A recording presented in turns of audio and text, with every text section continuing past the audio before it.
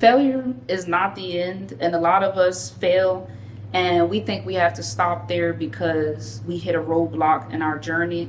And I want to try to challenge you guys to think differently by the end of the video about failure. I always tell you guys to fail forward, but I never really go into depth about it. Just for the record, people think I'm crazy because failure doesn't bother me. Like when I fail, I'll be like, all right, so what we're going to do next? I used to be a perfectionist. If every single piece or aspect of whatever I was working on or doing was not perfect, I did not want to pursue the thing. If I didn't know, how it was going to turn out, if I didn't know that there was 100% chance that things were going to go my way, I most likely would not embark on said journey, just to avoid the risk of falling flat on my face and wasting my time. But it's not time wasted, right? Any process that you start is going to be like this. It's going to be a lot of ups and downs. I call it a valley, right? 1 minute you're up here, you understand what you're doing, everything feels fine, you're confident, you feel good, and then there's a drop, and that drop is really just a learning gap or the curve of where you're not 100% sure of what you're doing, or you just need to learn a lesson. There might be things that are inevitable that is going to throw a wrench or a fork in your plan, and therefore it will cause you to fail. But I used to need things to be so perfect that I would not pursue it. I was like, if I don't have a plan A, B, C, and D, I'm probably not going to do the thing. And I feel like that held me back for a very, very long time, a very long time. And I feel like, people say comparison is the thief of joy, but I feel like perfectionism is just not good. Like, I don't have no fancy quote or nothing to give y'all. I just feel like perfectionism is not good. Throw the whole thing away. If you're trying to make sure everything is right, it's not going to work. It's nothing wrong with making sure your plan is airtight. That's a good thing. You always want to do that, right? Like I said, the ABC, that's cool. But ABC don't go right.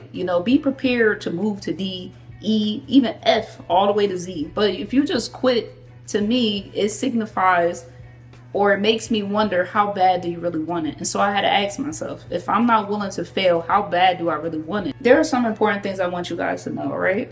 Failures and mistakes are lessons, and you need to welcome those lessons. A lot of people will run into a mistake that's a complete failure to them. They'll throw the whole plan away, quit, give up. But if you adapt your mindset to learn that this is just a challenge that you need to overcome, I feel like failure forces you to grow. I think that growth is necessary. I think that growth allows you to see how tough or resilient you can become by failure. Yes, because from failing the same thing numerous of times, I learned how bad I really want it. It's always going to boil down to how bad do I really want it. Yes, I failed. Yes, I don't like the feeling, but how can I get back up, go back to my little imaginary drawing board and try to do it again and again and again and again until I get it right? So I feel like it's made me so resilient to where I feel like my resilience only almost becomes like a superpower to me, because people like, well, it's all over, I'm going to throw in the towel, it's not working. I said, well, you do that. That's cool. That's what you want to do. That's perfectly fine. I am not quitting. In fact, I'm going to get silent for a little while. I'm going to do a lot of thinking, analyzing, self-evaluation, figuring out where I went wrong, figuring out where I didn't get wrong, figuring out what things I need to control, what things I can't control, grouping it all back together and going back and trying it again. So I feel like it's allowed me to grow in a way that I can't even explain to you. I feel like you need to fail a certain amount of time so that you can grow. Now, this does not mean to go out there and be stupid and fail unnecessarily because you want to do things the hard way, or you don't want to learn from your past mistakes.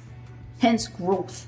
Growth means you look at the mistake, you evaluate what you did wrong, or you evaluate where things went wrong, and you avoid that so that you can get better the next time. So I feel like growth and learning to fail, and you combine all those things together, equals resilience. That's going to be my formula. Don't ask me to repeat it because I don't know what I said. But I feel like if you follow that, you'll just see in time, like, oh, I failed. I didn't fail. I had a setback. I had a challenge. I had a roadblock. I had a thing I didn't understand. Life happened. But now you got to get back on the horse. Failure is inevitable, right? There's no perfect plan. You can build a building, you can open a new building or restaurant, and God forbid there's a tornado or a storm, right? You're not always going to be able to control what's going to happen. So I want you to understand that too. It just because you had the greatest plan on earth, just because you follow every single step down to the T, does not mean that the thing is going to work out perfectly. Sometimes there are going to be things that happen in life that you are not prepared for.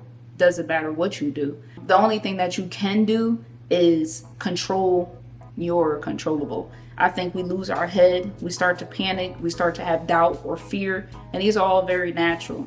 But then after you finish going through the motions, you want to sit down and you want to really think, and you want to control your controllable. What can you control about the situation? Okay, that is what you need to focus on.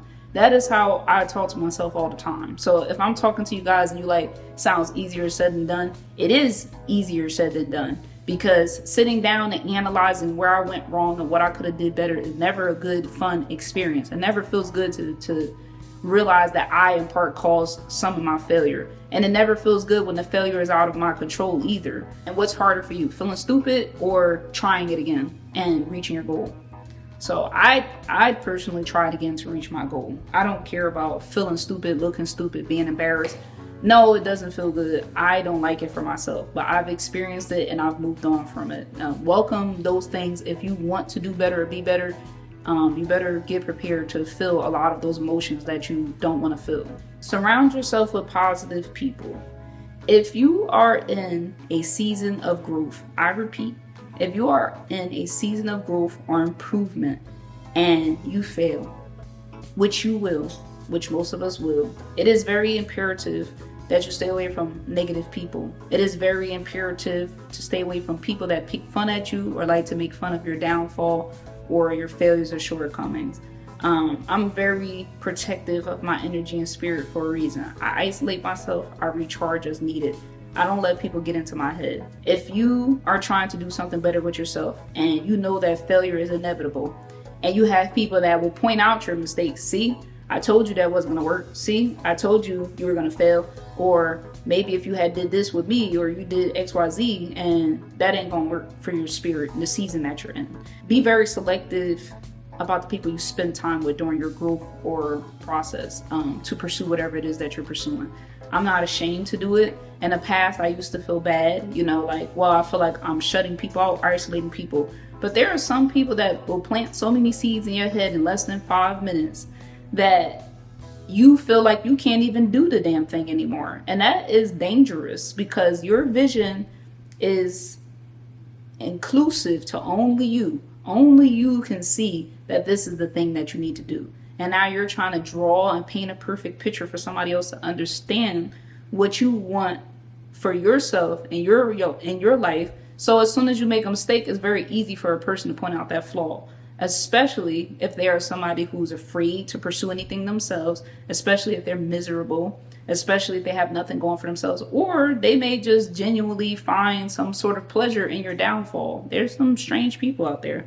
So be very selective, very protective of your energy, your time, your space, and who you share your stuff with during this season, because you don't want somebody making you feel like your failure is where you should stop. What happens when you don't grow from failure is you become a quitter.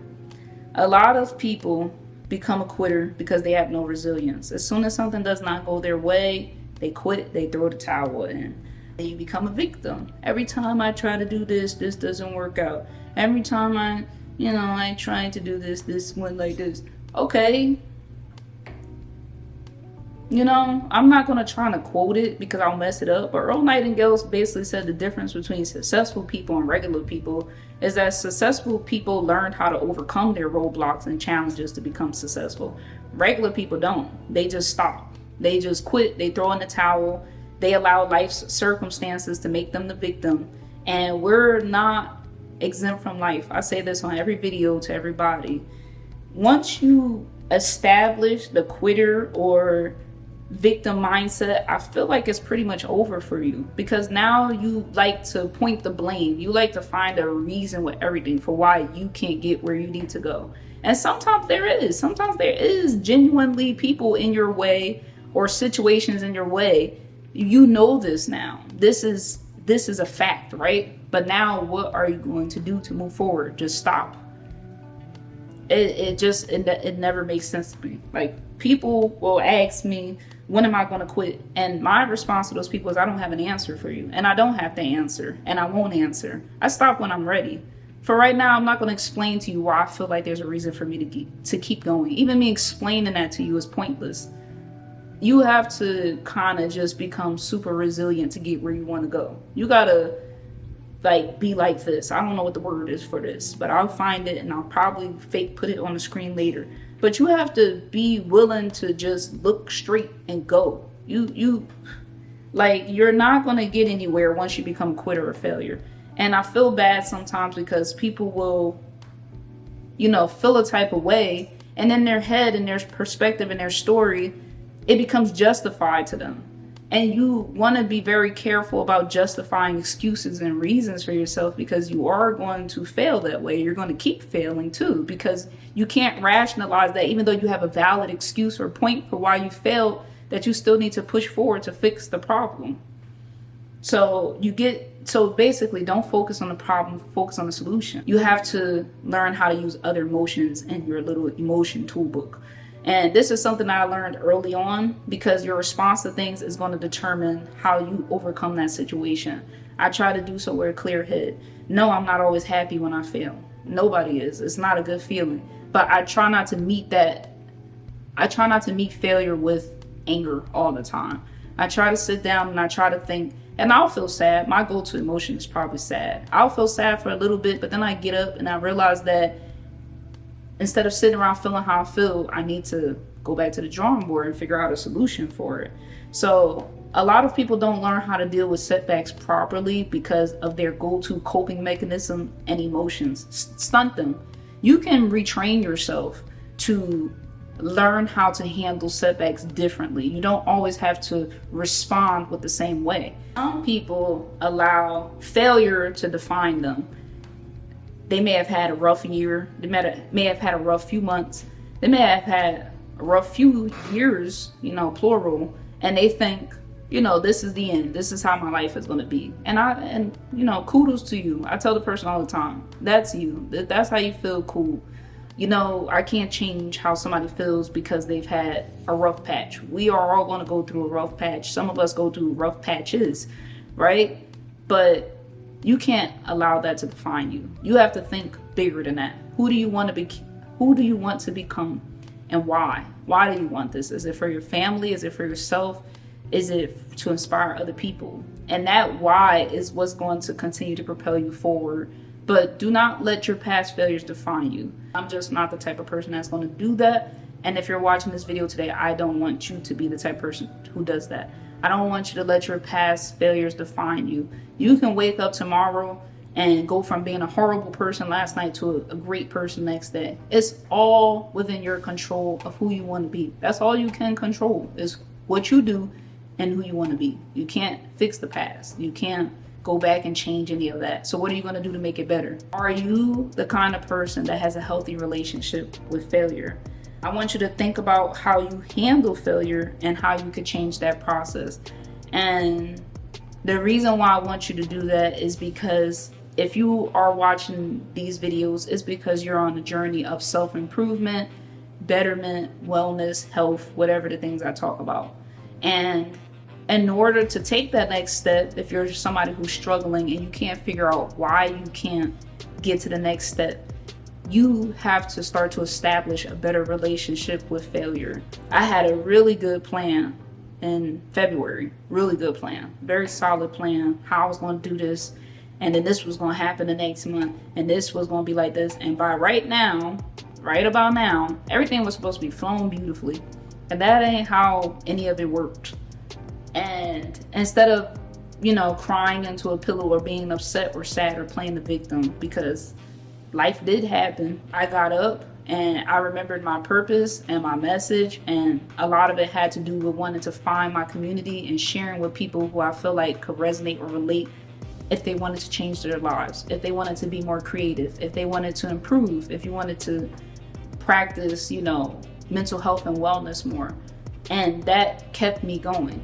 So I think about how I handle failure, and I'm sharing this with you because I feel like I have a healthy relationship with failure. I don't let it stop me.